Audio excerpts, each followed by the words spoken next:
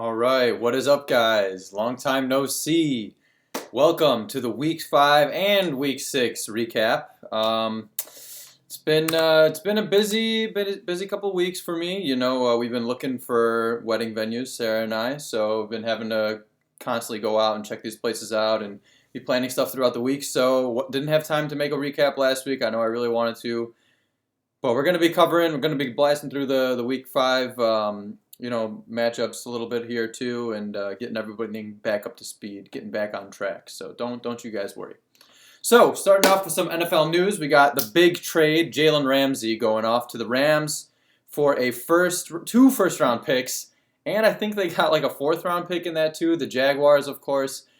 Rams just going all in, going double first round picks on a cornerback, which is really questionable in my opinion. Makes our Khalil Mack trade looking all the better. So, shout outs to Ryan Pace for that one. But yeah, we'll see. I mean, the Rams, they had to keep Talib getting injured. Marcus Peters has been kind of questionable the whole time since he's been there. So shipping off both these two guys, making room for Jalen Ramsey, and putting all their chips in the middle of the table on that shitty O-line and degenerated knees Todd Gurley and suspect Jared Goff. Man, how the fuck did that team get to the Super Bowl last year? That still pisses me off, man. The Saints should have had that, but I digress. Anyway, Jalen Ramsey, enjoy LA, bro. You're going to love it there. Probably going to keep being a loudmouth, so. And we got the Packers beating the Lions on some bullshit. The two phantom hands to the face calls. Bakhtiari snapping his neck back, James Harden style.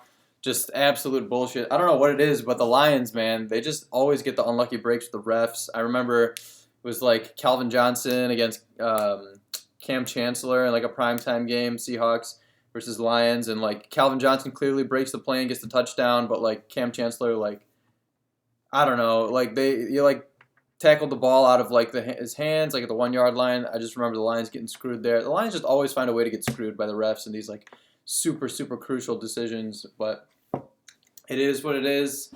They're at the bottom of the division. Packers sitting on top, but they're looking pretty suspect in general. Bears are coming off of their bye week this week. Trubisky should be back, so that's exciting. Akeem Hicks to IR, which is a huge blow to the run defense, but hopefully they put in Kwiatkowski a little bit more. I know he's not a lineman, but Nick Williams has been doing decent, and Bilal Nichols got some good depth on that line there. And then, of course, we got Saquon Barkley practicing in full, looking like he's going to be making a comeback, so more on that to come. All right, quick Week 5 recap because I couldn't get the video out. So I lost to Zaya 160 to 168. Zaya had 30 bullshit points from the Eagles defense. It was just absolutely, I don't even know what was going on. It was like versus Luke Falk and the Jets. It was just complete bullshit. But Zaya gets the win there. Had like the third highest score that week, so it was just a rough loss. But still liked how my team performed. But Zaya getting that win there, that's why he's in first place right now. JB beat Kevin 149 to 101. I was notoriously predicting an upset. Kevin winning that one. Going against the grain there because I didn't think that the Packers-Cowboys game was going to be any good. And looking at it, Aaron Rodgers choked. He put up only like 9 points, but the 36 from Amari Cooper was enough there for JB to get everything he needed out from that game. And of course, Christian McCaffrey put up 46 points. And still no sight from Odell or Hopkins for Kevin, so that was rough. So JB getting that win, that was nice. That's why he likes when I don't predict him to win. So moving on, we got Bishaw beating Big Papa 151 to 133. So Bishaw getting a nice fluke win there over Big Papa. Mike beat Evan 154 to 125. And Johnny beat George 127 to 102. George's team just been started off 4-0, and then he lost this one to Johnny. It's just looking like a pretty fraud 4-0. I think we all knew that was coming. And then our matchup of the week on Week 5, we had Joey taking down Zach in the predicted Sacco Bowl. Zach loses 168 to 113 and drops down to 0-6. Joey gets his second win in a row and starts his comeback into the league after starting 0-3. So that was our Week 5 quick recap. Now moving into Week 6. We got our big boy boom of the week. Commissioner himself dropped a respectable 138.8 on Bishaw, a.k.a. Zaya, a.k.a. Bishaw. The name changes whether he's winning or losing. If he's winning, it becomes Bishaw. If he's losing, it becomes Zaya. Last week, the name was Zaya because this guy is a fucking fraud. Solid all-around performances on my team. Everybody putting up over 10 points. I had solid 20-point games each from Golden Tate in his big burst-out performance of the year Thursday night, along with Austin Hooper and Curtis Samuel. Curtis Samuel finally showing up big time as well. Been generating separation and a ton of air yards all season, so finally good to see him convert even with Kyle Allen and potential Cam Newton return coming back after the bye week next week. So keep your eyes posted for that. And this big boy boom of the week was brought to you by Jared Goff, also only putting up 1.12 points for me against the 49ers' stout defense, but it did not matter because I own the 49ers defense. So, ching, no problems here, boys. More of these big boy booms of the week to come from the commish. Just keep your eyes posted. Moving on to our piss poor performance of the week, we got George finally ending up where he belongs. The bottom of the week, putting up a disgusting 91.82 against JB. At 4-0 start was a complete fluke, like I've been saying, and this is why we got the power rankings constantly showing George depressed in those rankings, never showing him the respect. Number 12 rated out of 12 Fantasy Pros roster. So Patriots D doing what it does solidly. George's best performance, like outscored double over any one of his players put up. They put up 28 points on that Thursday night game. And George cashed in a solid -1 from Marcus Mariota as he got benched for Ryan Tannehill and 0.5 points from Emmanuel Sanders. And that is how you get a piss-poor performance of the week. All right, the booty clencher of the week. Johnny gets carry-oned by his wayward son, Kerryon Johnson, getting him that clutch W. It was neck and neck with Mikey in the morning games. Johnny was up really slightly, 88-85. Then Mike comes back in the afternoon and late Sunday night, going up 126-114. Johnny just needed 12 points from Kerryon Johnson going into Monday night. Mike had no players left to go, and Kerryon Johnson cashes in 13 points, getting Johnny the win by 1. And now both teams sit at a solid 4.2. So congrats to Johnny on that clutch performance. The Put Me In Coach of the Week, we're sticking with the same matchup. If Mikey would have put in Chase Edmonds over Mecole Hardman in the flex, that would have been a win. GG, no re. David Johnson's been banged up, and Tyreek was on his way back. It could have been a clutch play from Mike if only he would have seen it, but he chose to roll the dice on Mecole and ends up on this segment. Put Me In Coach of the Week, Week 6, goes to Mikey. Make It Rain of the Week this week goes to the commish himself. Again, I dropped a big boy, 11 stacks on Tannehill now that Mariota's been benched. This is a good bye week replacement for me. Got Kyle Allen on bye, so, most solid QB available. They had Case Keenum, but he's going against like a really tough 49ers defense. I'm not trying to start QBs against that defense 2 weeks in a row. I already saw how it went with Goff last week. The next highest bid on Tannehill was only $3, unfortunately. Originally, I had it set for $7, but I juiced it up to make sure I had that good bye week and hopefully long-term QB 3. All right, blockbuster trade of the week. I've been waiting for this one, boys. Been waiting for this one. Oh, man, this league finally starting to heat up on the trades, mostly courtesy of Big Papa himself. The last blockbuster we have JB sending Aaron Rodgers and Christian Kirk to Mark for Julian Edelman and Baker Mayfield. So that was the most recent blockbuster, the official blockbuster trade of the week there. I don't know what JB sees in Baker Mayfield, but it's not like Rodgers was doing anything particularly well lately anyway, so can kind of see how you would do that, but Mark definitely popping off in chat after he made that trade. Another trade previous to that, we had Znud sending Josh Gordon to Mark for Shady McCoy. And then before that, we had Mikey sending Josh Jacobs to Zaya for Tevin Coleman and Gardner Minshew. So a lot of trades been going on. Before that as well, Big Papa again. So 3 trades in the last week and a half. Mark sent Josh Allen and Adam Thielen to Mike for David Johnson, Jarvis Landry, and Frank Gore. Mike paying up big time to get that QB.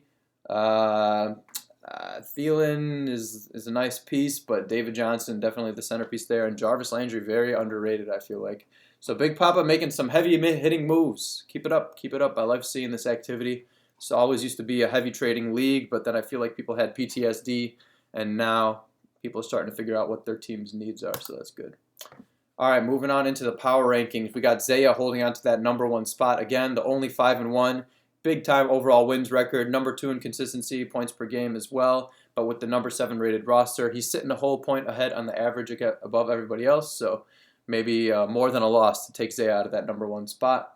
Moving up back to number 2, we got Johnny with that clutch win over Mikey, dropping Mike down to the number 3 spot. Both of these teams are neck and neck. Mikey's got the most consistent team of the year. Johnny's a little bit more up and down, but Fantasy Pros likes Johnny's roster way more than Mike's. Coming in at number 4, we got JB with that clutch win over... who did JB win against last week? God damn it, I can't believe I'm forgetting this right now. That short-term memory span of a goldfish. Nah, it's because I got the Week 5 matchups and the Week 6 matchups together. I wanted to say Kevin, but I know that was Week 5. JB getting the win over George. That's what it was. Yep, proving George's team was a fraud. Never forget George's team is a fraud. So yeah, with that win over George, JB comes up to number 4 spot. He's got that 4-2 record, 71% playoff odds, almost 50-50 overall wins, and about middle of the pack for consistency, points per game, and roster. But the overall record, the total record holding him up there with that 4-2. Doing a lot better than George's 4-2, I'll tell you that. Number 5, we got Vishal dropping down. Even with that 2-4 record, Vishal holding on to number 5 spot because he's got the good overall wins, the good consistency, number 1 points per game, and number 1 rated Fantasy Pros roster. Surprisingly, Vishal just completely squandering it, as we all predicted. Vishal, just shameful, man, shameful. Number 6, we got Big Papa coming up to 3-3, about middle of the pack across the board in all the stats. Overall wins slightly under 500, and followed by myself, also 3-3. Similar to Mark's stats, a little bit better overall record, but the consistency is way down there. You know, a little bit more volatile for my team early on because I had a lot of injuries and people not even fucking playing. But the number 4 roster on my end, number 5 roster on Mark's end, so pretty close in the middle of the pack here of the power rankings. George dropping down to number 8, only 19% chance of making the playoffs, even with a 4-2 record. Number 8 consistency, number 8 points per game, number 12 roster. It's just fake all around. Joey finally making his way up into the power rankings. 46% chance to make the playoffs now after that 0-3 start, sitting at 3-3. Number 10 in consistency, number 9 points per game, number 8 roster. It's been coming together for Joey. Saquon making his comeback at the perfect time, so we'll see. Evan dropping down to number 10, 2-4 now, unfortunately. Got the number 4 consistency, number 3 roster. His roster score has always been up there, but man, I feel like Evan always gets predicted to do really well by the power rankings and then just has issues delivering with the regular season record. But he made it to the championship last year. It was like similar situation. Never count Evan out of it. Number 11, we've got Kevin staying at the same spot. And number 12, of course, we've got Zach. 0% chance to making the playoffs. 0-6 record, 9-57 overall wins. Number 12 in points per game, number 11 roster. Z-Nude, I don't know what to say, man. I just love seeing it. I can get the Sacco trophy out and show it to you. Yeah. You know how it goes. It's going to be yours this year. We all know it. All right. Week 7 predictions. Let's get into it, boys. Starting off with myself versus Evan. You already know. My team's been rolling. Top scorer of the league last week. But Evans had some heavy hitters. He had Diggs put up 40 points last week, but no Philly defense this week, so that ain't going to be happening again. Even with Kyle Allen, Curtis Samuel on bye, I've got good replacements. I got Allen Robinson coming back off of the bye week, and I've got Tannehill now, so it's going to be really close. I got a feeling this is going to be the closest matchup of the week, but I'm going to put the chips on myself and get myself that close W over Evan. Unfortunately, hoping to drop Evan down to 2-5. Zach versus Vishal. Vishal's team is fraud status, but Zach's team is just straight doo-doo. You can't root for a guy who's starting Chris Herndon in the flex. That's like a complete looking at last year, not looking at all at this year kind of move, which Zach is notorious for. It's a quick way to go 0-7, and I've got Vishal, unfortunately, to win this one. And by Vishal, I mean Zaya, of course, we know. Kevin versus Isaiah, our Zaya. Zaya's been dealing with some big-time bye-week woes with Nick Chubb and Chris Godwin out for the week. So he also just lost Will Dissly and Geronimo Allison not looking too good after that concussion. Kevin's almost at full power with only Odell on bye, but Deshaun Jackson's looming potential return could be the difference, making up for Odell there. So I got Kevin winning this one in the upset again. I know my record picking Kevin in the upset hasn't been good, but I've got a feeling it's got to snap like eventually one of these times. Kevin's always got that week in him, so got Zaya dropping down to 5-2 in this one. Mikey versus George. George's team is absolute fraud status. Andy's got Mike Evans and Juju on bye. Mike's got it in the bag. Next. Nothing else needs to be said about that matchup. Just next. Johnny versus Mark. Almost the matchup of the week. Mr. Big Papa, the trade shopper, going to be in potential shootout status against Johnny. Johnny's at full strength, but Mark's got James Conner and Jarvis Landry on bye. All these trades are making Mark's team look fancy, but I still think Johnny's got this win with Mark's bye week woes and Josh Gordon not looking too likely to play. Johnny in the close one here. And, of course, our matchup of the week. The shit talking has already been brewing on this one. The battle of the collusion couch tag team duo. Joey versus JB. Will the real Joey please stand up? After starting 0-3, Joey's been on a 3-game tear, bringing him up to the even 3-3. But on the other hand, we got JB, who's also won his last 3 straight, but putting him up to 4-2. So the return of Saquon looms. And McCaffrey conveniently is on bye, adding the odds in Joey's favor in this one. JB loves when I snub him in these predictions, so you can have my blessing, bro. JB's got this. Whoa. Did I just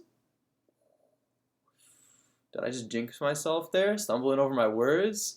Joey's got this one in a blowout. That's the official prediction, folks, but man, tripping up over the tongue. What does that mean for you, JB? Oh, man. All right, boys, I know this one's been a bit of a long one. I've been trying to keep them close to as 10 minutes as possible, but I feel like I had to get in a little bit of a Week 5 recap there since we missed the 1 week. But Week 7's about to be hype, and enjoy.